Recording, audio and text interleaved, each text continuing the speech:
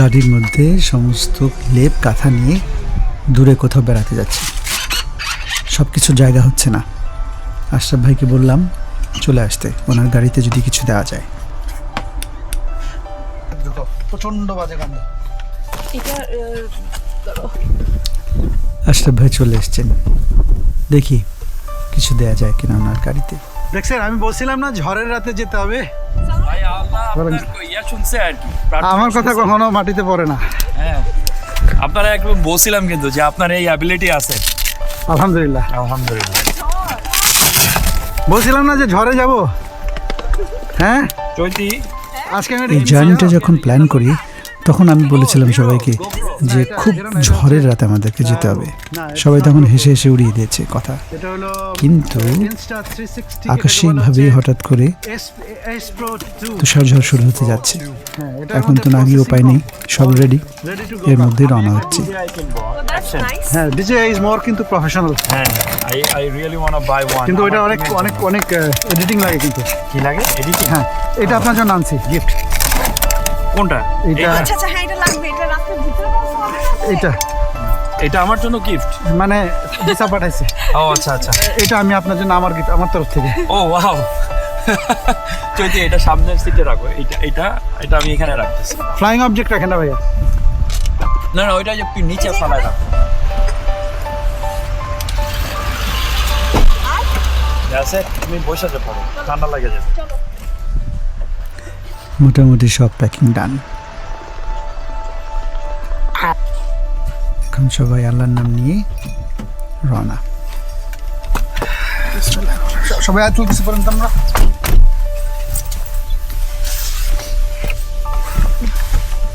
আচ্ছা, where is your fish?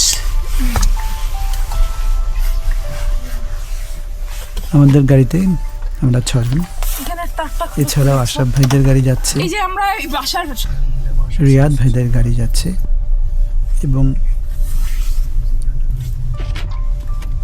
এছাড়াও মিম ভাইদের গাড়ি যাচ্ছে। ওনারা অলরেডি পৌঁছে গেছেন গন্তব্যে। এই জ্যাক্স থেকে আমরা শুরু করলাম, একটু পরে হাইওয়েতে উঠব। হাইওয়েতে ওঠার পরে কিছুক্ষণের মধ্যে শুরু হবে তুষার ঝড়।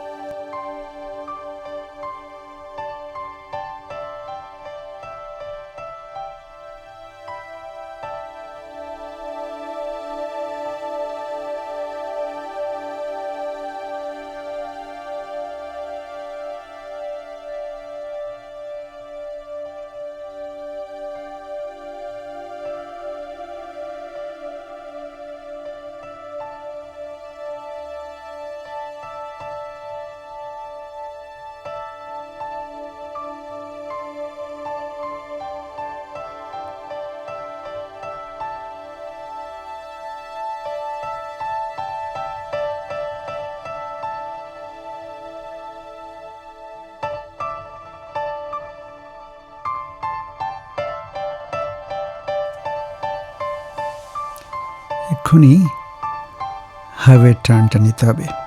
র্যাম্পে উঠতে যাচ্ছি 41 ইস্ট। এটা কানাডার সবচেয়ে দীর্ঘ হাইওয়ে, 400 সিরিজ, খুব নাম করা একটা হাইওয়ে। আমরা উঠে গেছি 41-এ।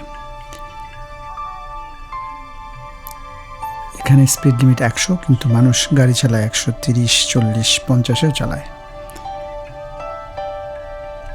লোকাল রাস্তায় চালানো এবং হাইওয়েতে গাড়ি চালানোর স্ট্র্যাটেজিটা একটু ভিন্ন, কিন্তু যখন এখানে তুষার ঝড় শুরু হয় তখন সেটা আরও অনেক অনেক ভিন্ন রূপ ধারণ করে। সাবধানতাটা তখন একদম 1 নাম্বার প্রায়োরিটি হয়ে দাঁড়ায়। লক্ষ্য করলে দেখবেন ক্যামেরাতে দেখা যাচ্ছে অল্প অল্প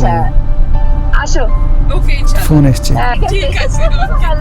যেটা দেখা যাচ্ছে এখন, দেখা যাচ্ছিল ওটা পেট্রোল স্টেশন ছিল, রাস্তা। এগুলো 18 হুইলার বড় বড় ট্রাক।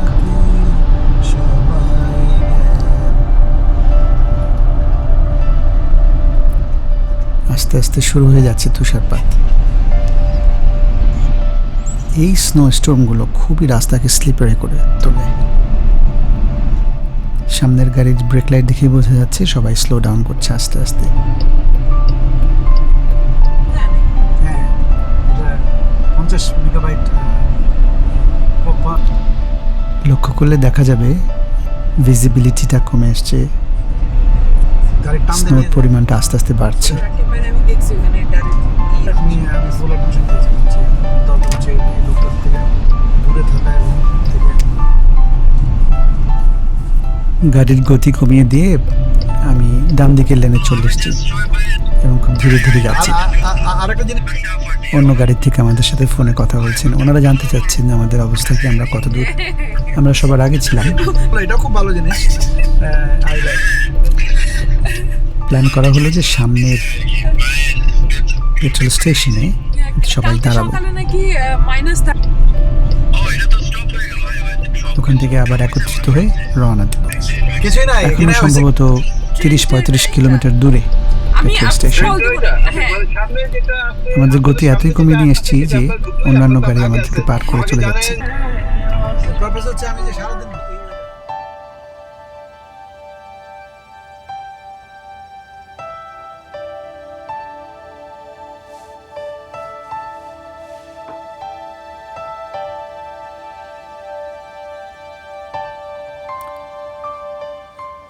রাস্তার অবস্থা একদম ভালো না, সব গাড়িগুলো এখন খুব ধীরে ধীরে চলছে।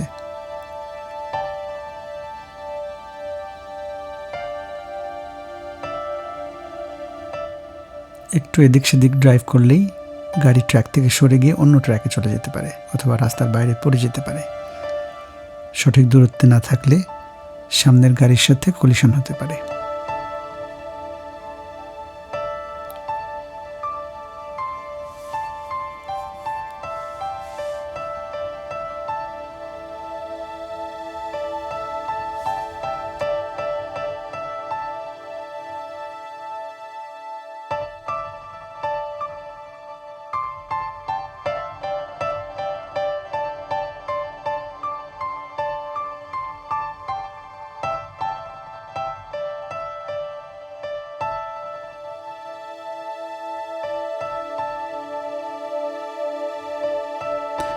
প্ল্যান অনুযায়ী আমরা সবাই এই পেট্রোল স্টেশনে দাঁড়ানোর কথা।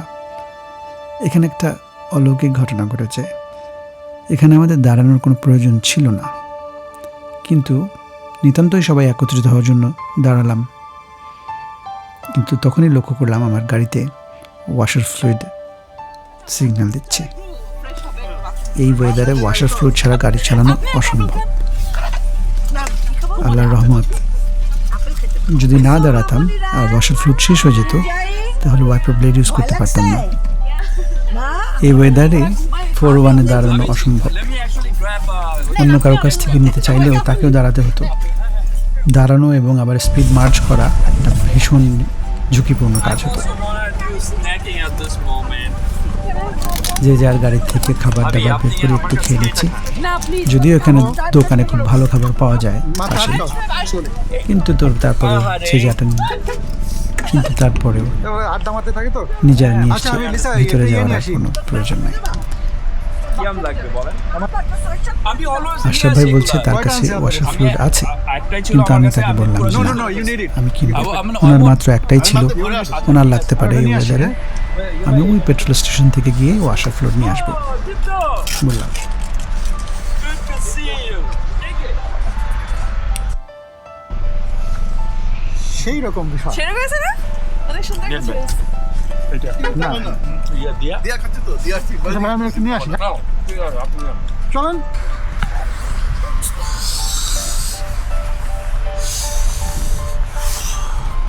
আমি হেঁটে হেঁটে পাশের পেট্রোল স্টেশন থেকে ওয়াশার ফ্লুইড আনতে যাচ্ছি। আশরাফ ভাই আসতে চেয়েছিলেন, আমি ইনসিস্ট করে রেখে আসলাম, বললাম যে না আপনি থাকেন, আমি যাই। It's very cold here. It's a test for my action camera, and first time I'm using it. Usually I do mirrorless this FX3, amazing one. But this time I just decided to get into this action camera and see how the vlogging works, and I'm loving it for last 2 hours. It's very cold today and we didn't expect this weather, but this is amazing.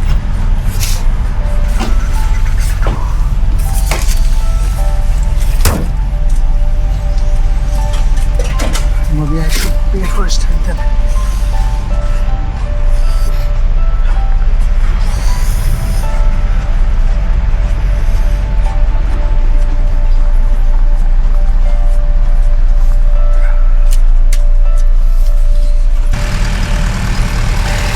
Double click and you can zoom it. Let me ability.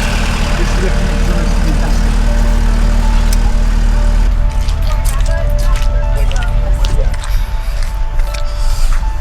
Zoomed.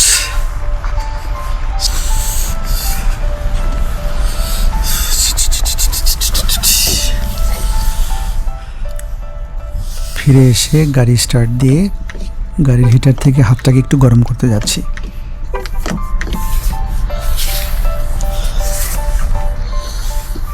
হাতে gloves না থাকলে এমনই হয়, আমার ছিল না।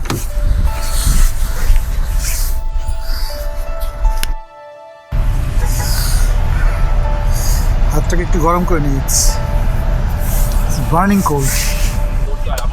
এরই মধ্যে রিয়াদ ভাই, আশরাফ ভাই আমার গাড়ির ওয়াশার ফ্লুইড পূর্ণ করার জন্য কাজে লেগে গেছেন।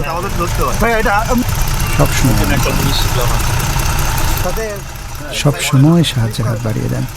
এই ঠান্ডার মধ্যে ভালোই হলো, আমার হাতটা ঠান্ডায় জমে গিয়েছিল। ভালো জিনিস পাইছে একটা।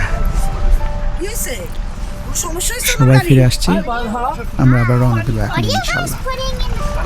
It's actually called windshield washer fluid. So you know how your dad actually, that's the liquid that comes out. এটা ছাড়া কিন্তু ডেডলি, আপনি জানেন আছে তো। তাহলে কেমন আমাদের ওখানে পৌঁছাতে 11 হয়ে যাবে।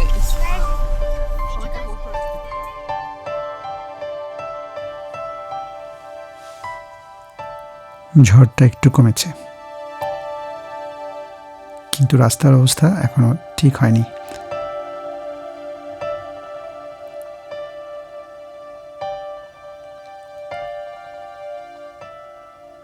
লবণ ভর্তি ট্রাক এসে এই রাস্তার লবণ ঢেলে ঢেলে ঠিক করে যাবে কিছুক্ষণ পর।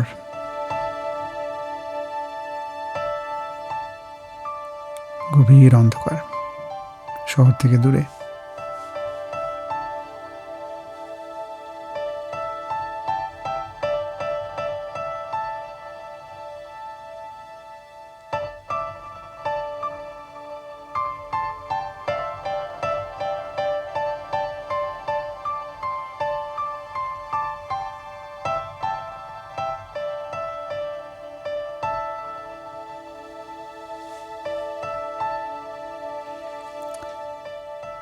পৌঁছে গেছি, সবাই ওখানে গিয়ে দেখলাম আমাদের অন্যান্য বন্ধুরা পৌঁছে গেছেন। একটা খুব ওয়ার্ম একটা রুমের মধ্যে আমরা বসে এখন গল্প করছি। কাল দিনের বেলা শুরু হবে অন্যান্য শীতকালীন অ্যাক্টিভিটিস, অন্য একটা ভিডিওতে সেটা শেয়ার করব। একটু ক্লিপ দেখিয়ে রাখি। এই বাসাটার সামনে যা দেখতে পাচ্ছেন, এটা জমে যাওয়া একটা নদী। ওখানে ফিশিং করতে যাব, স্নো গ্লাইডিং করা হবে, অনেক অ্যাক্টিভিটিস আছে। অন্য একটা ভিডিওতে শেয়ার করব। সবাইকে অনেক ধন্যবাদ দেখার জন্য। কোথায় আসলাম, কার বাসায় আসলাম, তাদের সম্পর্কে অনেক কিছু বলবো।